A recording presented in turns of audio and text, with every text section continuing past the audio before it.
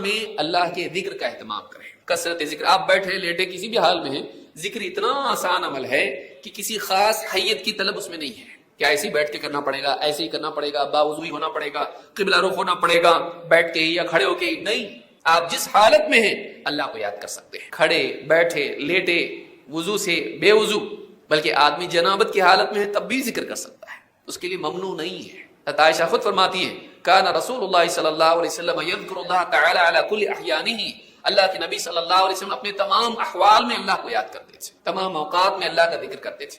کثرت سے ذکر کریں. بیٹھا موبائل تک بیٹھا ہے، فضول وقت ضائع ہو گیا، سبحان اللہ الحمدللہ لا الہ الا اللہ اللہ اکبر سبحان اللہ وبحمدہ سبحان اللہ العظیم. کتنے اذکار ہیں، لا الہ الا اللہ وحدہ لا شریک لہ لہ الملک ولہ الحمد وهو على كل شيء قدیر. کتنے اذکار ہیں، کتنی سارے ذکر آدمی کر سکتا ہے. اپنے خالی اوقات میں ان کا اہتمام کریں. اللہ تعالیٰ قرآن کریم میں فرماتا ہے فاذکرونی اذکرکم، تم مجھے یاد کرو میں تمہیں یاد کروں گا. اس سے بڑھ کے بندے کے لیے شرف کیا ہو سکتا ہے کہ اللہ اس کو یاد کرے. اللہ کے نبی صلی اللہ علیہ وسلم حدیث قدسی میں فرماتے ہیں، اللہ تعالیٰ فرماتا ہے انا عند ظن عبدی بی وانا معه اذا ذکرنی، میں اپنے بندے کے گمان کے ساتھ ہوں، جیسا گمان کرے ویسا اس کے ساتھ معاملہ کرتا ہوں. اور وانا معه اذا ذکرنی، جب مجھ کو یاد کرتا ہے تو میں اس کے ساتھ ہوتا ہوں. جب بھی بندہ اللہ کو یاد کرتا ہے اللہ کی معیت اس کو حاصل ہوتی ہے، اللہ تعالیٰ اس کے ساتھ ہوتا ہے جیسا اللہ چاہتا ہے. وَأَنَا مَعَهُ إِذَا ذَكَرَنِي، اللہ اپنی شان کے اعتبار سے بندے کے ساتھ ہوتا ہے. وَأَنَا مَعَهُ إِذَا ذَكَرَنِي فَإِن ذَكَرَنِي فِي نَفْسِهِ ذَكَرْتُهُ فِي نَفْسِهِ، اگر وہ اپنے جی میں مجھے یاد کرے تو میں بھی اپنی جی میں اس کو یاد کرتا ہوں.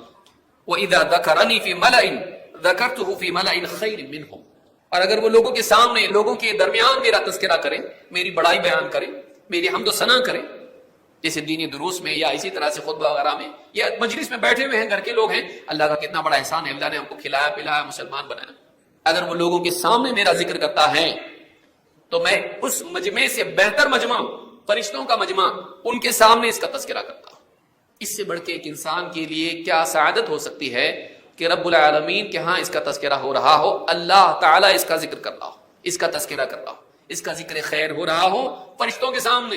لیکن ہمارے کتنے اوقات ایسے گزر جاتے ہیں کہ ہم ذکر سے محروم رہتے ہیں اور دوسری چیزوں میں لگے رہتے ہیں. امام البخاری مسلم نے اس کو روایت کیا ہے. اسی طرح سے روزوں کا اہتمام کریں اور اسی طرح سے قرآن کی تلاوت کا اہتمام کریں. یہ دو اعمال رمضان کے خاص عمل ہیں. اللہ کے نبی صلی اللہ علیہ وسلم فرماتے ہیں الصیام والقرآن یشفعان للعبد یوم القیامہ، روزہ اور قرآن یہ قیامت کے دن بندے کی شفاعت کریں گے، سفارش کریں گے اللہ کے ہاں. یقول الصیام اے رب منعته الطعام والشہوات بالنہار فشفعنی فیہ، روزہ کہے گا اے میرے رب میں نے اس بندے کو کھانے سے اور اسی طرح سے شہوتوں سے دن کے وقت روکے رکھا، اے اللہ میری سفارش اس کے حق میں قبول فرما. وَيَقُولُ الْقُرْآنُ، اور قرآن کہے گا مَنَعْتُهُ النَّوْمَ بِاللَّيْلِ فَشَفِّعْنِي فِيهِ، میں نے اسے رات کے وقت میں سونے سے روکے رکھا، میری سفارش اس کے حق میں قبول فرما. اللہ کے نبی صلی اللہ علیہ وسلم فرماتے ہیں فَيُشَفَّعَانِ، ان دونوں کی سفارش اللہ قبول کر لے گا. کہ قیامت کے دن روزہ اور قرآن دونوں بندے کی سفارش کریں گے، دن میں روزہ، رات میں قرآن کی تلاوت. اگر وہ قیام اللیل میں ہے تو بہت بڑی بات ہے. قیام اللیل کے علاوہ اوقات میں بھی آدمی قرآن کی تلاوت کرے، رات میں بھی کرے، دن میں بھی کرے، اس کا اہتمام کرے. تو قرآن کی تلاوت کا خاص اہتمام کریں، جیسا بھی آپ کو آتا ہے. اگر نہیں آتا ہے سیکھیں، کوئی بھی آپ کو عالم مل جائے گا جو آپ کو بیٹھ کے پڑھائے گا، آپ قرآن پڑھنا سیکھیں. آج کتنے بدقسمت لوگ ہیں، آج بھی بہت سارے لوگ ہیں جو رومن میں قرآن پڑھتے ہیں، جو عربی میں نازل ہوا ہے. قرآن کو عربی ہی میں پڑھنا چاہیے.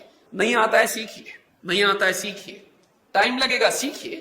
مرنے سے پہلے سیکھ کے مرے، بغیر سیکھے نہیں مرنا ہے. قرآن سیکھ کے مرنا، اللہ کا کلام اس سے بہتر کیا ہے.